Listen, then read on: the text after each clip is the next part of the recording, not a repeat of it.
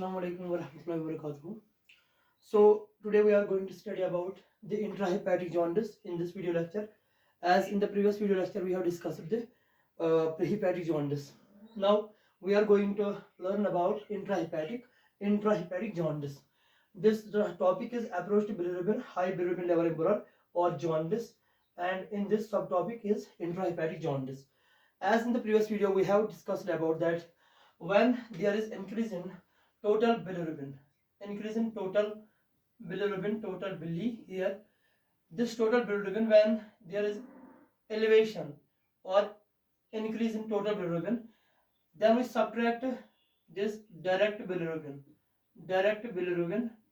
and we get indirect bilirubin, I bili, indirect bilirubin, IV here, we get indirect bilirubin. So we have found the cause that this indirect bilirubin, when we subtracted direct bilirubin from total bilirubin, we found that there is increase in indirect bilirubin or unconjugated bilirubin. There was more increase in indirect bilirubin or unconjugated bilirubin than direct bilirubin in this prehepatic jaundice. This was in prehepatic jaundice. Okay. Now we will see here that first, wait, I have to close the window. There is a lot of noise.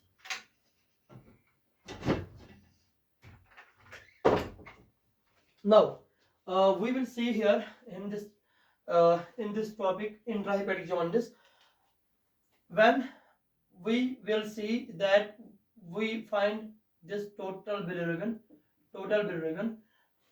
when there is elevation or increase in total bilirubin. Here there is increase in total bilirubin. When we subtract this direct bilirubin, D bili, or conjugated bilirubin, we find that we get this indirect bilirubin, and we then find that direct bilirubin, there is increase in direct bilirubin, not indirect bilirubin. When there is increase in direct bilirubin or conjugated bilirubin, then this is intrahepatic jaundice or posthepatic jaundice. If there is increase in direct bilirubin or conjugated bilirubin and that causes elevation in total bilirubin. If total bilirubin is increased and the cause is that total bilirubin is increased, there is elevation in total bilirubin due to direct bilirubin, due to conjugated bilirubin or direct bilirubin, then there can be two causes. One, there can be intrahepatic jaundice or posthepatic jaundice, but here we will talk about intrahepatic jaundice. Now there are two causes for this intrahepatic jaundice. One is transporter malfunction, or there can be hepatocellular injury.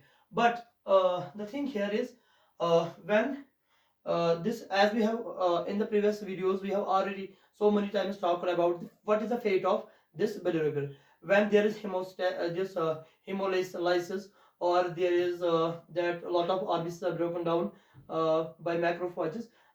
Hemoglobin is broken down into amino acid, and this heme part is converted into bilirubin. So when this bilirubin, that is indirect bilirubin or unconjugated bilirubin, which is in the blood stream, when this bilirubin here, let us write it in green. Okay, this is bilirubin here in blood vessel. This is blood stream. This is bilirubin here in blood stream. And what is this type of bilirubin? This type of bilirubin is indirect or unconjugated bilirubin. IB here in short, indirect bilirubin or unconjugated bilirubin. This bilirubin, what is the fate of bilirubin? What happens to bilirubin when this is in blood? Then it is transported to liver, where it is metabolized, where it is transported into liver hepatocytes. This black color here, this diagram, this red here, red tube-like structure, it is blood vessel or blood stream. This here in black, this is liver hepatocyte, and this in green, this is the bile duct or biliary system. Okay, now here we have forgot to draw the nucleus of this cell, liver hepatocyte. Okay, this is the cell, because nucleus is the characteristic of the cell, main characteristic. So what happens to bilirubin? Bilirubin is in blood here. We have talked so many times what happens to it. It is transported into liver hepatocyte. This is bilirubin. Now it is transported into this hepatocyte cell. So after that there is an enzyme. There is an enzyme UGT. This is an enzyme UGT here. This bilirubin molecule, this reacts with this enzyme, this bilirubin molecule, and gets converted to conjugated bilirubin or direct bilirubin. Conjugated bilirubin or direct bilirubin. So here this bilirubin molecule here. Now this bilirubin molecule, usually enzyme adds on some special molecule onto bilirubin, that is called glucuronate. Usually enzyme adds glucuronate to this bilirubin molecule, and now it is conjugated. This is now indirect bilirubin. Direct bilirubin or conjugated bilirubin. DB in short. Direct bilirubin or conjugated bilirubin. Now there are certain transporters. There are in the liver hepatocytes near the biliary duct, there are transporters. This is a transporter here, this is a transporter here. So normally what happens, this direct bilirubin or conjugated bilirubin, it is transported normally into the biliary system, into the bile duct, and passed on into the bile duct, then is excreted out. But what happens when there is transporter malfunction? These transporters near the biliary duct, these liver hepatocytes near the biliary duct, they have transporters in their membranes, but that transporter has malfunctioning. That transporter doesn't function normally. That there is transporter malfunction. The activity of the transporter is inhibited by certain causes. Like this happens in two conditions. One is rotor syndrome. One is rotor syndrome. There are two conditions in which this transporter is not functioning well. One is rotor syndrome, another is Dubin-Johnson syndrome. Dubin-Johnson syndrome. In these two conditions, rotor syndrome and Dubin-Johnson syndrome, there is transporter malfunction, means that this conjugated bilirubin, which was conjugated by UGT enzyme present in cell, which was taken from blood as indirect bilirubin, then it was conjugated within this liver hepatocyte, and now it was conjugated bilirubin. Its normal path was to go into the biliary duct, but due to some transporter malfunction, as in rotor syndrome and Dubin-Johnson syndrome, there is transporter malfunction. This bilirubin doesn't get into this biliary duct. This bilirubin is not transported into biliary duct. Instead, it gets accumulated or deposited within this liver hepatocyte. And then it diffuses out through the membrane and goes into this bilirubin goes into this blood vessel as here. This is now conjugated bilirubin. Here conjugated bilirubin gets into the into the blood vessel, blood stream. Now there is increase in conjugated bilirubin. This is conjugated bilirubin or direct bilirubin. Here it is elevated. In blood stream, as in two conditions. Now you see that the total bilirubin, when you get the test of this patient, when you get the report, you may find that the total bilirubin is increased. There is increase in total bilirubin or elevation in total bilirubin. But once you subtract direct bilirubin from total bilirubin, you will get indirect bilirubin or unconjugated bilirubin, and you will find that there is massive increase in direct bilirubin, conjugated bilirubin, rather than indirect bilirubin or unconjugated bilirubin, and this is due to these two transporter malfunction, rotor syndrome or Dubin-Johnson syndrome. Now there can be hepatocellular injury. The other cause for increase in total bilirubin, and which was due to when there is increase in direct bilirubin or conjugated bilirubin. If there is increase in total bilirubin, and you find that you will also find that there is increase in direct bilirubin or conjugated bilirubin. The other cause may be hepatocellular injury. There are many factors which cause. There are many conditions, many things which cause this hepatocellular injury. That means damage to the hepatocyte, damage to the liver cell. One of the cause here, I have drawn the picture of this this green in color, it is viral infection. Viral infection. When the liver hepatocyte, when the liver cell gets infected by some virus, some certain viral infections, like in viral hepatitis, such as this is viral hepatitis, viral hepatitis, hep in short, viral hepatitis, or we can write it full. Viral hepatitis such as hepatitis A virus, hepatitis B virus, hepatitis C virus, hepatitis A virus, hepatitis B virus, hepatitis C virus. Okay, hepatitis B virus, hepatitis B virus, hepatitis C virus, hepatitis C virus. Okay, hepatitis D virus, hepatitis E virus,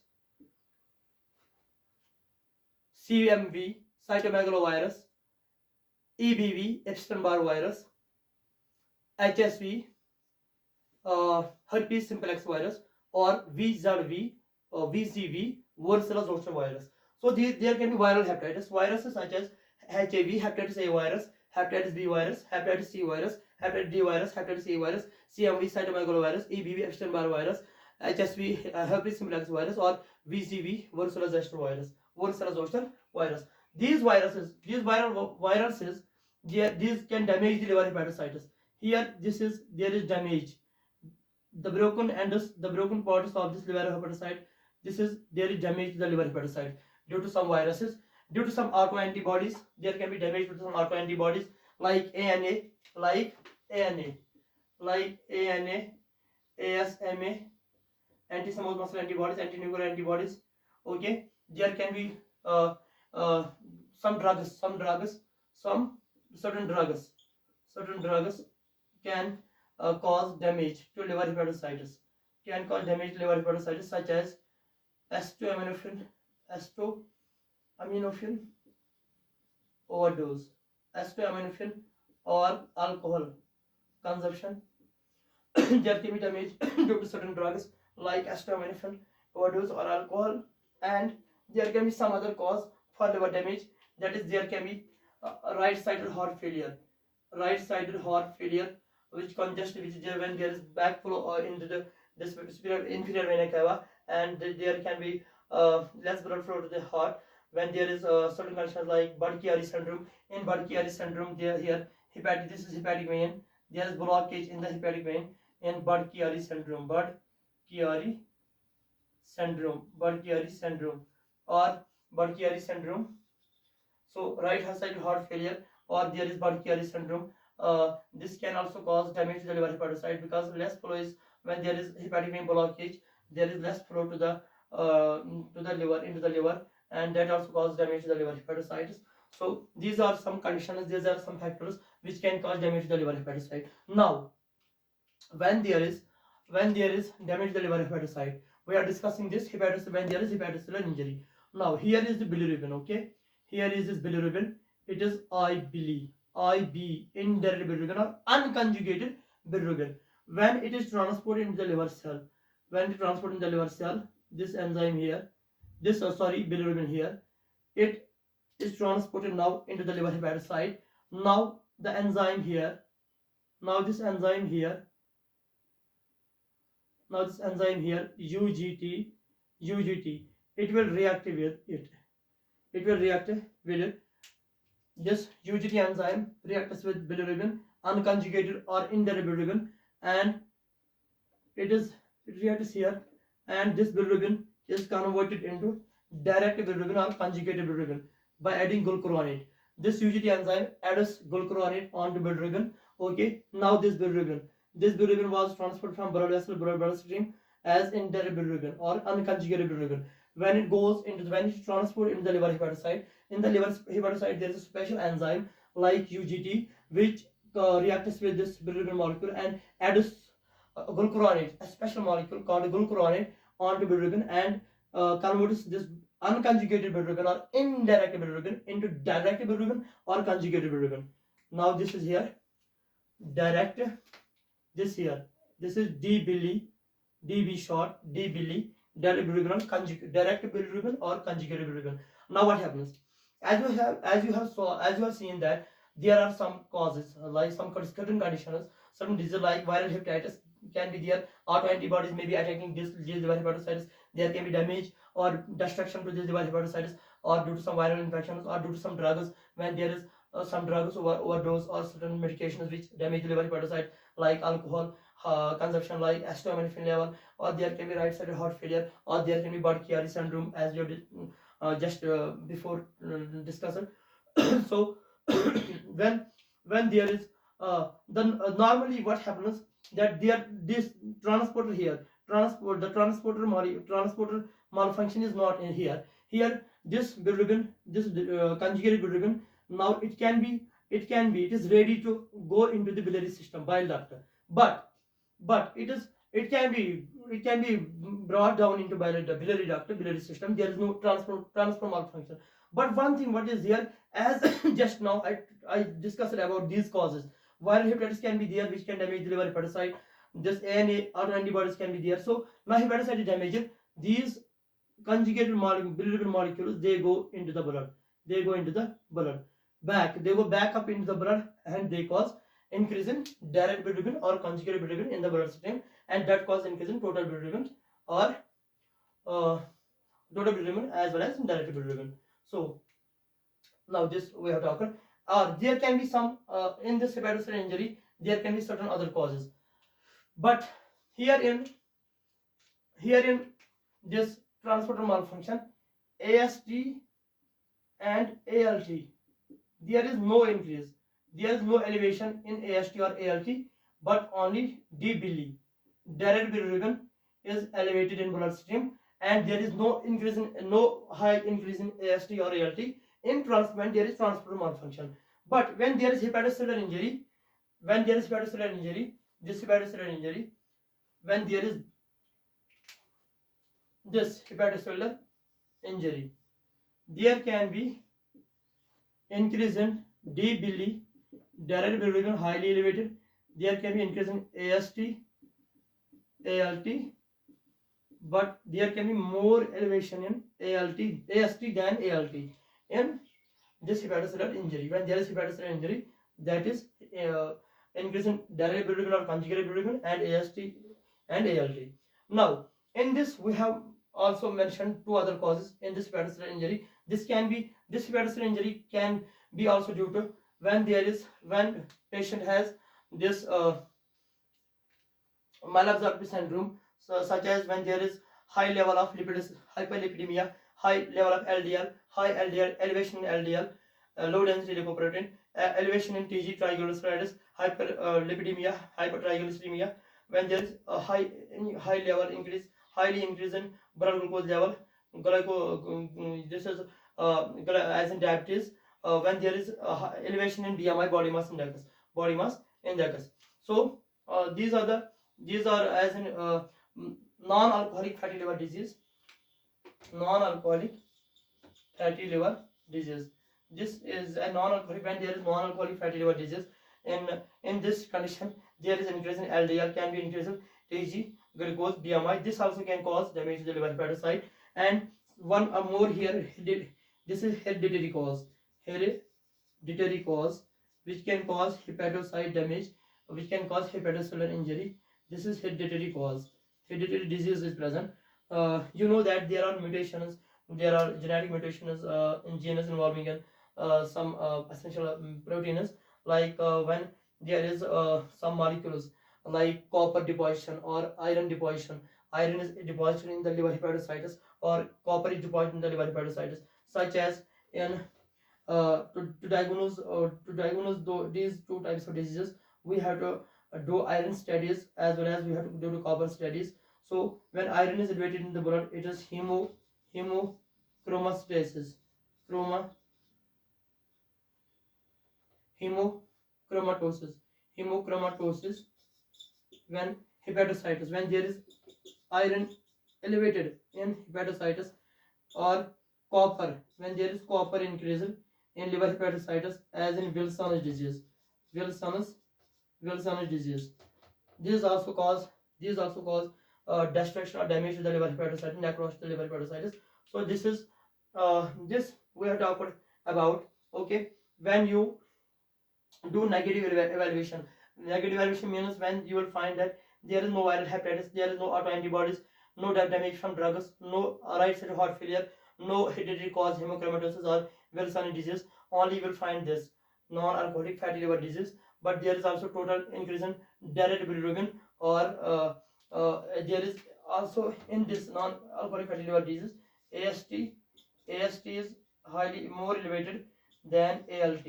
ALT is also elevated, but more elevated is AST. More elevated is AST. As in this non-alcoholic fatty liver disease, there is also increase in D-billy. D-billy. So this suggests that there is some intrahepatic jaundice. Intrahepatic jaundice. So these are the causes of intrahepatic jaundice, as we have discussed. That there we will find, suppose a patient came to you and you will order some tests, and you may find that there is increase in total bilirubin, but you want to know how is total bilirubin increase. Then you will subtract direct bilirubin from total bilirubin, and you will find indirect bilirubin. Then you come to know that direct bilirubin is more increased than indirect bilirubin or unconjugated bilirubin. So conjugated or direct bilirubin is more increased than indirect or unconjugated bilirubin, and this cause elevation in total bilirubin. Okay, so this supports the intrahepatic jaundice or intrahepatic cause. Thank you so much. Hope you like the video. Inshallah, we'll meet again in the next video post hepatic jaundice soon tomorrow. Thank you.